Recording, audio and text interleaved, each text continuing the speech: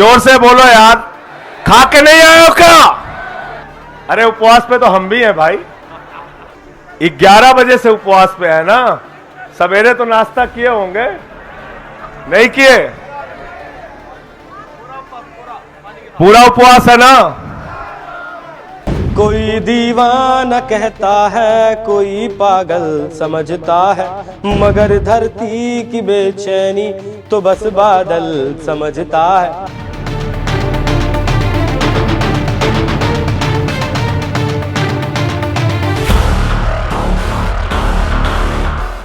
नमस्कार, मैं हूं आपके साथ अभिषेक पुंडीर। देश में लोकसभा चुनाव की बयार चल रही है और हिंदुस्तान शायद एकमात्र ऐसा देश है जिसके नेता इतने परिपक्व हैं कि उन्होंने अब तक अपने प्रधानमंत्री को मात्र 123 बार अपमानित करने वाले शब्दों से नवाजा है। कोई अपशकुनी कहता है, कोई धोखेबाज कहता है, कोई साला कहता है, कोई धोखेबाज कहता है, कोई तेली का बेटा कहता है, कोई तानाशाह कहता है और तो कोई तो खोपड़ी में गोली तक मारने की बात करता है। तो कवि कुमार विश्वास की जो लाइनें मैंने आपको शुरू में सुनाई है वो इसी के परिप्रेक्ष्य में है कि लोग चाहे कुछ भी कहें, लेकिन हिंदुस्तान की जो आम जनता है वो मोदी को समझती है और इसीलिए लगातार तीसरी बार प्रधानमंत्री मोदी ने हुंकार भरी है कि इस बार 400 पार। लेकिन मोदी तो मोदी हैं, इन सभी गालियों को, अपमानित शब्दों को अपना गहना बनाकर धारण कर लेते हैं। और विपक्ष के समझदार नेता आज कहां हैं, शायद वो तो बताने की जरूरत नहीं है। तो मोदी को सीधे तौर पर मुद्दे देने की कतार में एक और नाम जुड़ गया है। नाम है संजय सिंह का, जो कथित शराब घोटाले में 6 महीने जेल के भीतर काटकर बाहर आए हैं अभी हाल फिलहाल में। और अब जब वो जमानत पर बाहर हैं तो खुद को मानो भगत सिंह समझ रहे हैं और लगता ऐसा भी है कि कसम खाकर आए हैं कि केजरीवाल को 6 महीने से पहले तो बाहर नहीं आने देंगे। दरअसल आम आदमी पार्टी ने 7 अप्रैल को केजरीवाल की गिरफ्तारी के विरोध में जंतर मंतर पर एक सामूहिक उपवास रखा था। हालांकि वो बात अलग है कि खुद मंच पर खड़े होकर संजय सिंह पानी पी रहे हैं और अपने कार्यकर्ताओं से पूछ रहे हैं कि क्या बात है, आवाज में कुछ दम नहीं है, कुछ खा पी कर नहीं आए क्या?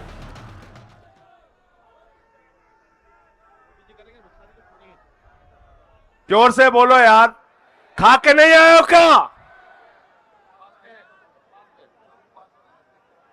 अरे उपवास पे तो हम भी हैं भाई,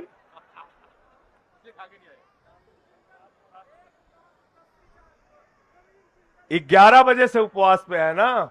सवेरे तो नाश्ता किए होंगे, नहीं किए? पूरा उपवास है ना?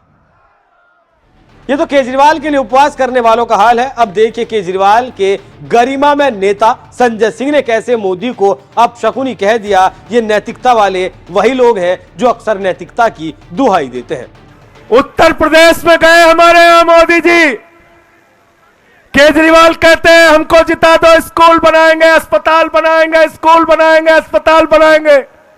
मोदी जी एक सभा में गए, उन्होंने कहा भाइयों और बहनों, अगर गांव-गांव में कब्रिस्तान होता है तो शमशान होना चाहिए कि नहीं होना चाहिए? क्या बोले थे? शमशान होना चाहिए कि नहीं होना चाहिए? अरे इतने अपशकुनी लोग हैं ये लोग। उसी के बाद कोरोना की महामारी आ गई, गांव-गांव में शमशान बन गया, गांव-गांव में शमशान बन गया।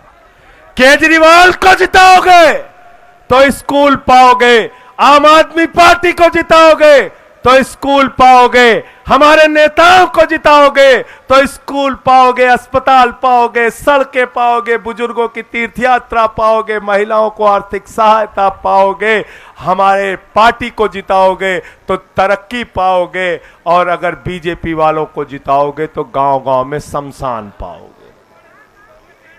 गलत तो नहीं कह रहा हूं? गलत तो नहीं कह रहा हूं?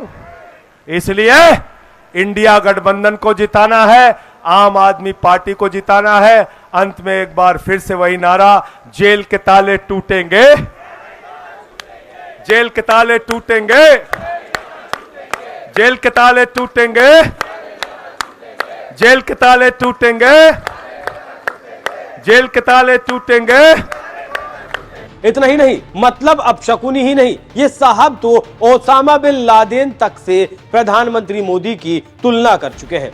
कहने लगे आपने कह दिया भ्रष्टाचार के खिलाफ भाजपाई बोलते हैं तो लगता है ओसामा बिन लादेन अहिंसा पे उपदेश दे रहा है। तो आप समझ सकते हैं कि प्रधानमंत्री के लिए इनके भीतर कितना जहर भरा है और यह सिर्फ सत्ता में आने की झटपटाहट है और कुछ नहीं, क्योंकि इस सरकार में ऐसा कोई विभाग नहीं है जिसमें इस सरकार पर घोटाले के आरोप न लगे हों। और हां, एक और बात जो आपको जरूर जाननी चाहिए और वो ये है कि जो पार्टी दिल्ली में शराब के घोटाले में फंसी है, उसके आज से 10 साल पहले शराब को लेकर उसके क्या विचार थे। आपको बता दूं कि अरविंद केजरीवाल ने एक किताब लिखी है जिसका नाम है स्वराज। इस किताब में लिखा गया है कि वर्तमान समय में शराब की दुकानों के लिए राजनेताओं की सिफारिश पर अधिकारियों द्वारा लाइसेंस दे दिया जाता है। वो पर्याप्त रिश्वत लेकर लाइसेंस देते हैं। शराब की दुकानों के कारण भारी समस्याएं पैदा होती हैं, लोगों का पारिवारिक जीवन तबाह हो जाता है। विडंबना यह है, जो लोग इसे सीधे तौर पर प्रभावित होते हैं, उन्हें इस बात के लिए कोई नहीं पूछता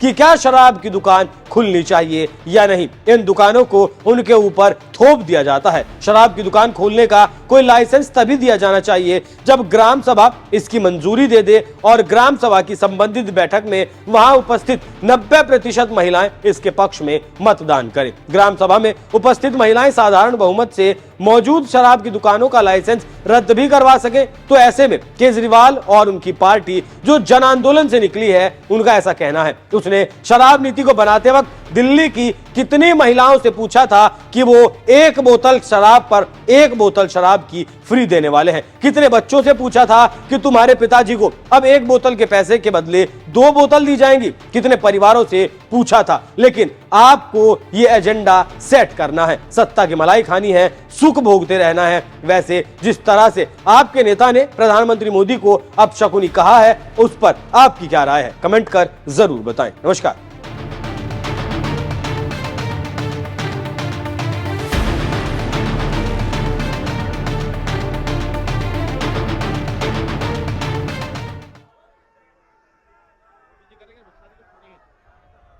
जोर से बोलो यार, खा के नहीं आए हो क्या? अरे उपवास पे तो हम भी हैं भाई।